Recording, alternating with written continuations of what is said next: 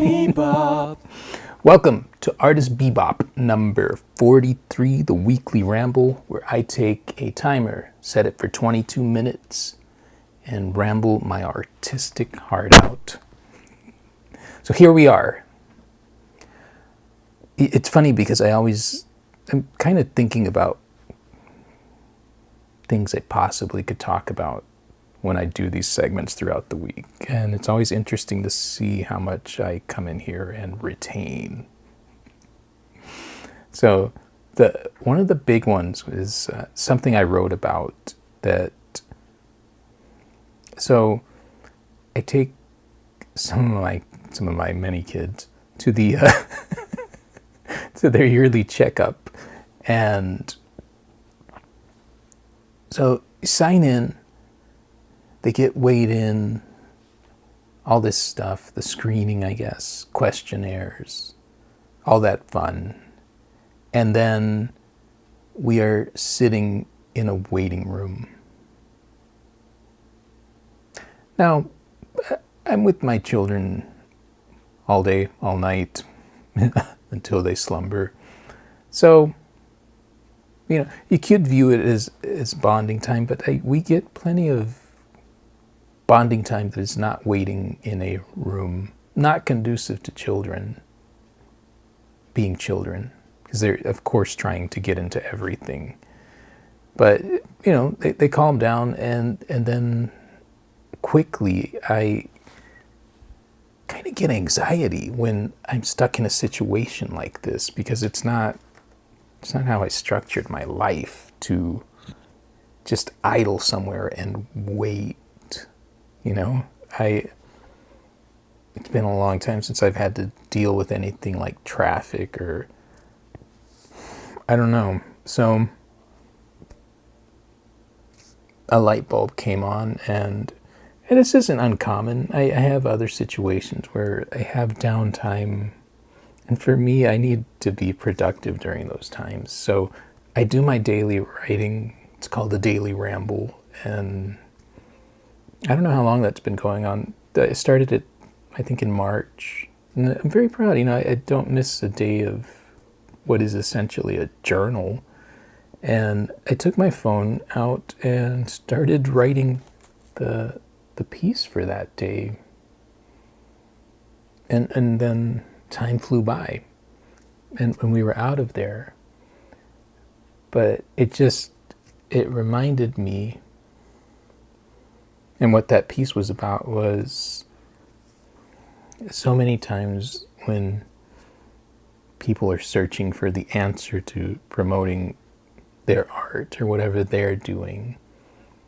And there's always that thing about, I don't have the time. No one probably has the time. Or, I don't know, your time is what you make of it. And I certainly exploit every minute I'm awake to do what I need to do. Because, and idling is not on that list.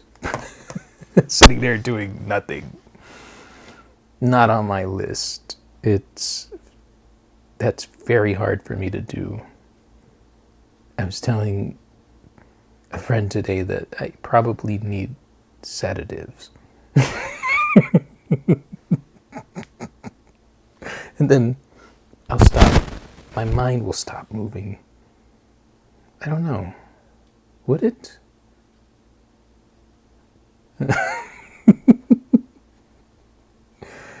But, so there's that. I guess that's a rant. That's a finger wave. Because, I guess I'm not terribly empathetic when I hear something like that about time, because if you really want something, make the time. You could come up with tons of excuses, but you could also come up with tons of ways to do what you need to do. So, Yeah. Yeah, especially right now. I appreciate all of you that are writing me. It's cool. Even got some video chats, so thank you. But yeah, so something. I guess somebody asked me about, is it possible to, pretty much, is it possible to make a living from art? And so we went back and forth on that, and yeah, of course, but it got into the waters of, like, this is the slowest season art-wise I've seen in a long time. For me, I'm seeing other of my peers reporting the same, and so and it's funny because this person started to console me. I guess I'm like, I'm not kvetching. I'm not, woe is me. It's part of the gig. There are lows and highs, so I'm be eager to get out of these lows and get back in it. But it's the price of the game. I think for any business owner, artists, I think we feel it pretty hard. But so what do you do? What I don't do is I don't go and post and complain about it, which is what I see. And complaining to me just has never. That's another one of those things that's not a productive use of my time, and that's I guess that's core to a lot of things for me. Is it productive? And it is not. So my thinking, it's just I'm looking at all the socials. I think you can point to maybe economy, but I think there's a lot more going on. Things are rapidly advancing. One of the reasons I'm looking at AI and all this stuff and algorithms and things that are way beyond an artist's pay grade is because they affect our ability as artists to sell art. And so, yeah, we can look at economy, but it's also these changes. And when artists think of competition, it's not with other artists. I don't think. In general, the idea of competition is weird, especially as a singular artist. No one can compete with who you are as an artist. I'm me, and if I try to be anything else than that, I'd be very bad at it. But I'm the best at being, Sergio Santos, the artist. But I lost myself here. My friend Deborah and I were laughing at getting lost in tangents earlier. But yeah, I lost myself there because that idea of, I've said that through the years, or when complimented, I've been told I'm not humble about it. And, what an ego. But I think ego and confidence are confused a lot. I'm confident in the work. I'm confident in what I do. I work hard at it. So I don't. And there's always room for growth for me. That's why I work tirelessly. But I don't see that as a bad thing. If you're doing your thing, be confident about it, because it's your thing and you're doing it and you're taking the initiative. At least that's the way I feel about it. That, I've gone after this thing. I'm actively going after. So why would I do anything but take the compliment? Yeah. Trying to backtrack into, I guess I was talking about all the different things. So, in competition in art. So, when I really look at it day to day, I never look at, I look at other art that I like. I look at other artists. I speak with other artists. I love it. But I never view that as competition. I view that as inspiration. But as far as marketing, what all of us that are putting content out there are competing against is just attention. And so I'm watching different things and listening and reading. And when I'd never thought about it, because I'll look, I consume a lot of, I look onto different platforms. TikTok I like, it works for my ADHD. I can just, and I don't know, I like the platform. But I've always seen like these bigger people that are viral, but you see the different accounts, and I've never thought about it.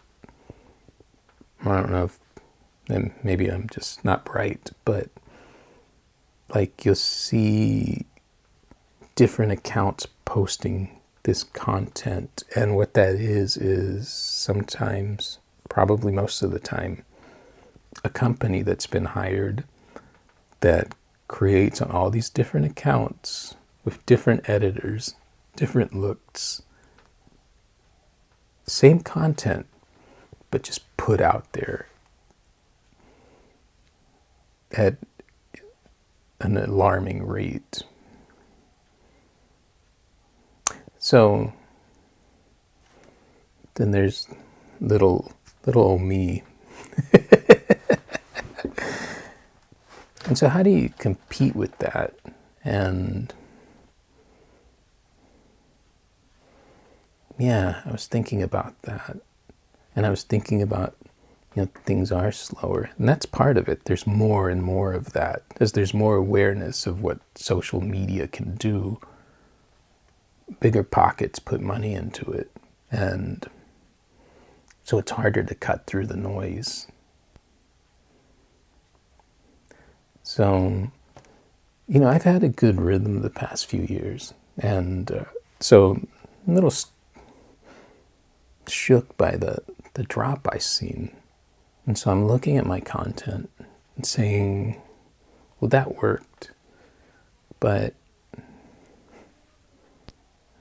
it's not working as well as I want it to. So I have to change things. And I have to think of ways to be different from a marketing standpoint to cut through that noise. So that's a lot of where my thought is lately, attempting to raise the volume on what I'm doing. So we'll see. I was doing lives for a while on, I like doing them on, I'm just like, I should get a TikTok endorsement, man. But yeah, I was doing them there for a while. I like it because you can then download your live and kind of harvest pieces from it, micro content. So yeah, I was doing that, and sorry, I lost myself there. I hear my children speaking, and I'm kind of annoyed.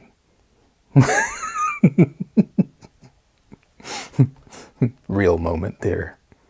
Yeah, like, what are they doing awake? How late do I have to film to get silence in this house? Woe is me. There, I think they have an episode title. That's exciting. I struggle for those, but I'm glad these are called rambles, because when I get off kilter like this, I have an excuse. It was pre-broadcast. This is a ramble. I'm doing my job effectively. But, yeah. But to move on, I don't know, I'm staring at a Bill Lee baseball card now. Here's some randomness. Spaceman. I'm going to do some pieces of him. I've done him before. I did one piece before, and it left the coop immediately. I miss him. If you don't know who Spaceman Bill Lee is, get some Googling done. If you hear my children in the background, that's what it is. I guess, yeah, I'm actually not... I've been going to sleep a little earlier. Yesterday I wasn't feeling well, and I was like, man, I'm going to get the flu or something, and I was about to go into studio, and so I'm committed to always creating at least one piece a day. So I did some drawing, and then I called it a night. And it's the most sleep I've gotten in a while. And I woke up, and surprise, I was not, because I was feeling achy and sluggish and just not right. And surprise, I needed sleep. Like more, I get my 6 hours, but I also run pretty hard as far as everything I'm trying to accomplish in a day. Because that's the nature of me. Man. Yeah. But I love my kiddos. They had me thinking the other day, because we're fooling around with, because they have access to film on their iPad, so they like making little movies. So I've been encouraging it, and then they're talking about, they have YouTube aspirations, and so we start to talk about narrative and engagement, and I didn't use, maybe I did use those words. I do probably, I am over their heads a lot. But I try to simplify what the gist of it, and the gist of it is that because I highly encourage that the thing you're making, whatever we're working on artistically, drawings, that should just be the stuff they love. Then you have that thing that you love, and then you want to share it, and that becomes something else. That becomes an exchange. And in that part, you are not selfish. It's making sure the best way that you can that the way you're broadcasting it is connecting with the people you want it to connect with. Which is that's how I approach social media. And still have tons and tons to learn. But I enjoy this part of it. It's an unexpected, I guess yeah, so I was kind of talking them through that, and just thinking about how growing up for me, that was the physical space. And that still exists, and it's not to say, the past few years, I haven't really shown that way as much. But it's not to say that just goes away and I never do it, but I don't know, I'm enjoying this, and I think it can be both. But I don't know, I find,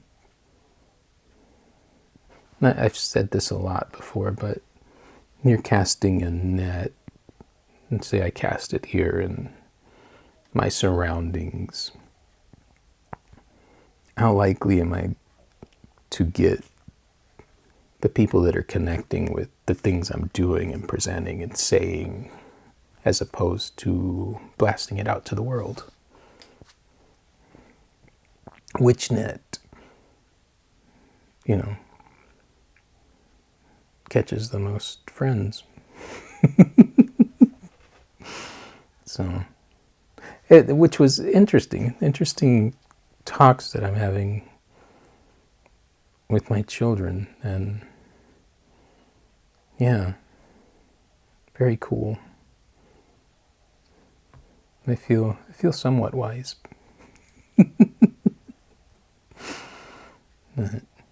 Yeah, they're adorable, even when they don't go to sleep. Yeah, well, this is good. I think I've touched on a lot of what I was thinking about this week. The whole thing of breaking down, and I'm sure you've seen this, where it's a certain person, and you see them so many times in different reels. And this one talk was actually talking about how algorithms, especially like in reels or TikTok or video, they're starting to grab faces. So if your video has a face and it got attention, it'll keep pulling from, and that's why that strategy works, because it's picking up not only text or hashtags or descriptions, but it's looking more and more deeply. Really interesting. Very post-Ramble. Very strange times we're living in. But I guess that's the nature of existing. It'll always be strange. So why should we be any different? All right. I'm going to go grumble at some kids that I know. But thanks for tuning in. Again, thank you for if you've written, if you've liked, if you've interacted. I appreciate it. If you bought work, so appreciate it. Yeah, and if you're shopping, consider artwork. Not just mine. Just it means this is very personal to most of us, so it means a lot. And you probably have no idea how much. All right, I will see you next time. Welcome to my world, Santa's world. Bebop.